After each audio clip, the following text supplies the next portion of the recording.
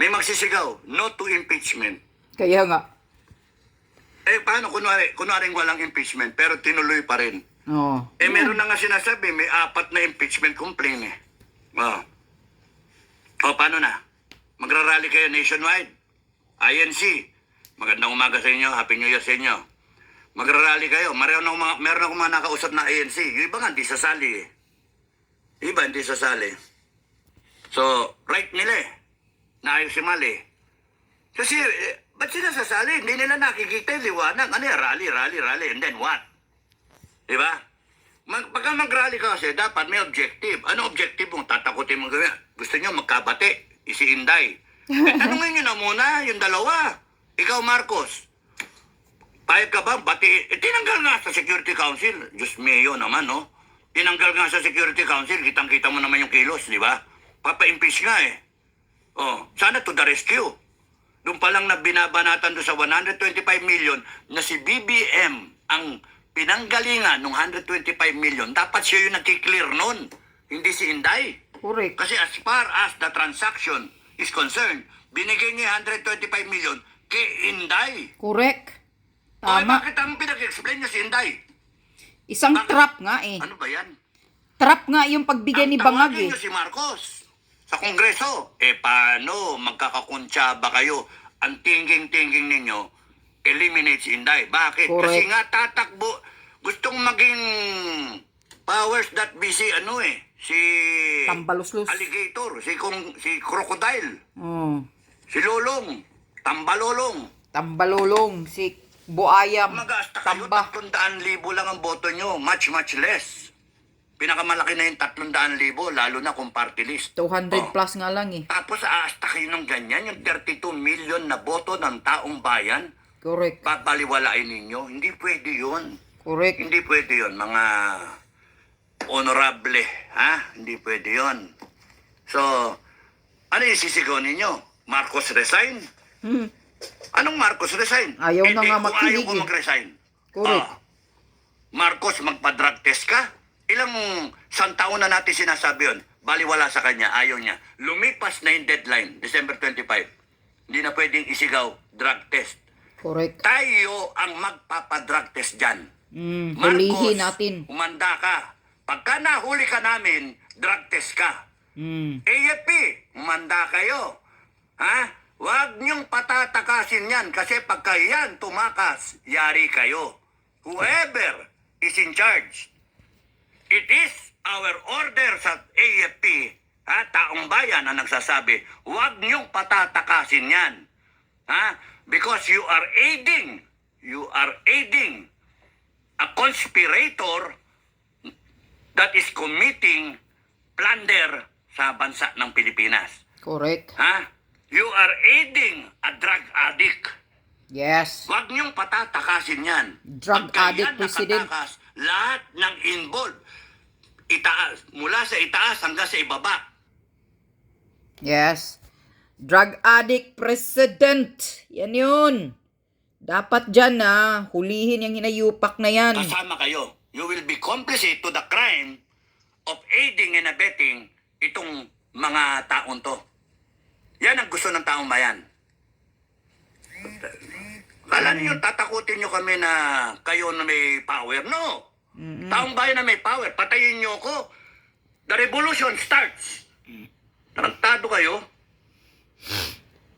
Mga FGF sa mga field commander. Something happens to anyone sa FGF. The revolution starts. Tarantadong mga to. Kala mo kayong mga ang tatapang ninyo, nagtatapang-tapang ngayon. Kami, talagang matapang kami. Kundi kayong mga kampi kay BBM at sa mga congressman na yan, you pick up a weapon and you die for your country, the country that you believe in. Bangag, Nakawan, you die for what you believe in. Kaya nga. Kung gusto nyo dali ng bansa natin sa alanganin, mas maganda pa magkaroon ng civil war, sa totoo lang. Yes. Mga kababayan, mas maganda pa, mas matamis pa magkaroon ng civil war. Yes, yan din ang hinintay May ko. laban tayo. Pwede kang manalo. Sana mag-civil Kesa war. naman magawi ang bansa natin, bangkarote, komunista, narco state. Correct. Walang kalaban-laban doon. Walang kalaban-laban ng mga future generations sa Pilipinos. Kaya kayo, itong henerasyon na to, saan tayo? Dali na lang natin sa civil war kung kinakailangan. Kesa yung wala, surrender ka lang, wala kang pakialam, mauwi tayo, narco state. Ha? Correct. Tama. Narco state, komunista tayo, tapos nun, bangkarote pa tayo. Bangkarote na nga kayo nilalati ko. Trabaho lang kayo ng trabaho. Sige sila gastos ng gastos, payaman sila ng payaman. Yeah. Wala kang kalaban-laban doon. Matamis pa magkaroon ng revolusyon. Nakaw Mas ng matamis nakaw. pa. Maniwala kayo sa akin. Correct. Civil war na nga. Ipaglaban natin itong bansa natin. At kayong mga nananahimik dyan, mag-isip-isip kayo. Kayong mga nagde-declare dyan kung ano-ano, mag-isip-isip kayo. Kayong mga pumipirma ng mga MUP at mga sibilyan ng mga manifesto, mag-isip-isip kayo. Huwag kayong pirma ng pirma ng pangalan nyo na hindi nyo binabasa yung manifesto. So isa lang dapat ang sigaw. Isa lang dapat ang sigaw. Terminated. Marcos Jr. Hindi na Marcos resign. Terminated Hindi ka. na no to impeachment. Yes, correct. No? Isa lang ang sigaw. You are terminated. Yeah, exactly. You are terminated. Because it is our right as the people of the Philippines, as the sovereign people, which ang sinusundan, yan ang sinusundan, the sovereign Filipino people, yan ang sinusundan ng konstitusyon, yan ang Correct. sinusundan ng lahat ng logic ng batas natin para sa taong bayan. All laws were created for the Filipino people, by the Filipino people, because we elected representatives. We created the Constitution. Kaya, for, by, and of the people. A government of, by, and for the people. That's democracy. And we are there on top. Correct. Mas mataas lang sa atin, Diyos natin. Tama. Regardless, kung ikaw iglesia, kung ikaw katoliko, kung ikaw Jesus is Lord, ang tandaan, KOJC, o Muslim, kahit nga Budista ka, meron kang pinapaniwalaan na merong pasok mas mataas sa'yo. Regardless of your belief, regardless of your education, regardless of your status in life, regardless of your ethnic background. We all believe that someone is higher than us, and that is our God. That's why in our preamble, when we created the Constitution, we, the sovereign Filipino people, imploring the aid of Almighty God. Yung dating ang Constitution, imploring the aid of divine providence. Correct. Ito talagang pinokus niya, 1987. Imploring the aid of Almighty God. Tapos sinabi mo lahat ng gusto mong mangyari. And then, do ordain, binasbasan, and promulgate this Constitution. Ano ngayon na malabo? Bakit ginagago tayo? Sumpa-sumpa kayo, we will uphold the Constitution. Tapos nun ganyan ang ginagawa ninyo. Kayo pa ngayon na may lakas ng loob, kapal ng muka, nahabulin ng taong bayan, nagte-threaten pa kayo mag-declare ng martial law. Subukan nyo mag-declare ng martial law. We will declare a people's martial law. Makikita ninyo, ha? Lalagutin namin ang hininga ninyo. Yung martial law ninyong alam, ha? Panahon pa ni Marcos Sr. Ha? Yung martial law naming alam ay masahol pa sa lahat ng martial law sa buong mundo. Correct. Matakot kayo sa taong bayan. Hindi yung nagtatapang-tapangan kayo, akala ninyo ganun-ganun lang ang taong bayan. No, we know our rights. Marami Ano kasing kayo? mga Pilipino walang alam sa Isa lang ang batas. sigaw. Takot. Hindi na Marcos resign, hindi na no to impeachment. Tapos na tayo dyan sa usapan na yan. Exactly. Ang sigaw lang, you are terminated. Terminated ka, Lahat Adik kayo. Marcos. You are terminated. Tang At ina yung ka. aangas, yung kokontra, yari kayo. Yes. Yun lang ang sigaw. Gurgurin. Ang sinong kukontra. Takutin nyo pa kami. Akala nyo, nananahimik lang ako, nagpapakondisyon ako.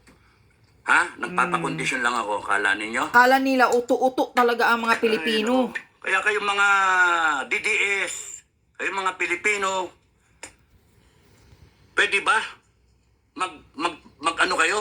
Mag-isip-isip kayo? Correct. Ha? Matulog kayo mamaya and then pagising nyo bukas maliwanag na yung utak ninyo. Yung iba dyan, yung mga vlogger Nakasalalay dyan. dito ang kinabukasan ng bansa natin. Tama. Hindi ito biro-biro. Sinasabi ko sa inyo, mas matamis pa ang umabot tayo ng civil war. Yes. Kasi Correct. doon may pag-asa tayo. Tama. Kesa sa paabutin ninyo ito na bangkarote tayo, na puno tayo ng mga adik na bansa tayo, na lahat tayo tumitira ng droga. Tama. Kasi wala na magawa eh. Yun nga eh. Dami kasing mga Tapos walang yung mga bayag. politiko na yan, sige habang buhay. Hanggang apo nila, nag-aabuso sila. Dito na ako. Magrevolusyon na lang ako. Exactly. Diyan na lang ako. At lahat ng gustong sumama sa akin, sumama kayo. Magkaalaman tayo. Hintayin niyo hudyat ko. Yes. Hintayin ninyo ang hudyat ko. Yes. BP Sara, President, ang suggestion ko sa iyo, umuwi ka ng Mindanao. Umuwi ka sa Davao. Doon ka sa pamilya mo. Ha? You find strength there. You pray there. Mga FGF sa buong Mindanao, you protect Inday Sara. You protect the Dutertes. Yun ang mission ninyo. Yung secondary mission nyo lang yun. Ang primary mission ng FGF, nationwide and global, you protect the Filipino family. You protect the future of this country. Tama. Yun ang mission ninyo. Tama. Primary. Secondary mission, kayong mga nasa Mindanao na FGF, ha? 5/6, kayong mga nandyan, you protect Inday Sara. Kaya gusto niya magpresidente, kung ayaw niya, you protect her. Wala kayong magagawa, basta siya, you protect her. We will see to it that the Constitution will continue to function, and we will fight anyone or anybody, any institution, any force that will try to mangle the Constitution. Okay, kayong mga MUP, make sure that you know what is happening.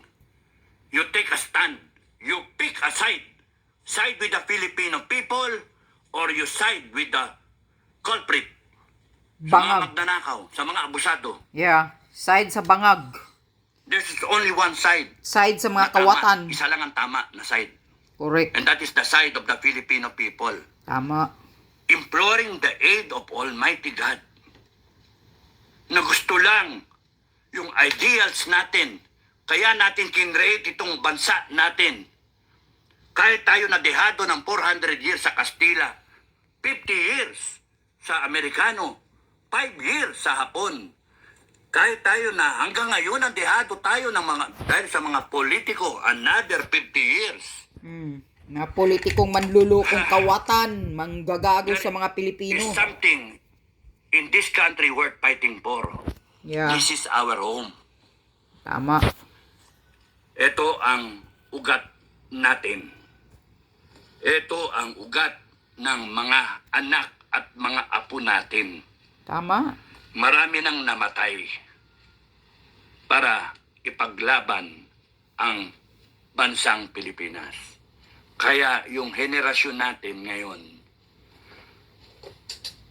sa atin pa ba magbabago? Sa atin pa ba tayo bibigay? Hindi. Nandun na tayo eh. Inabot tayo ng panahon. Yung dami ng dumaan na taon na yan, we were so complacent. And even our forefathers were complacent. Yung mga tatay natin, mga lolo natin, they were complacent, some of them. Iba lumaban. Now, nag-abot-abot na, kaya tayong binagsakan ng problema. And we will overcome if we just band together. May mga nagsasabi na ano eh. Kaya nga, dapat magkaisa. Isang oras na naman ako. Kayong lahat magkaisa. Nasaan na yun? Ah? Yun ang katotohanan.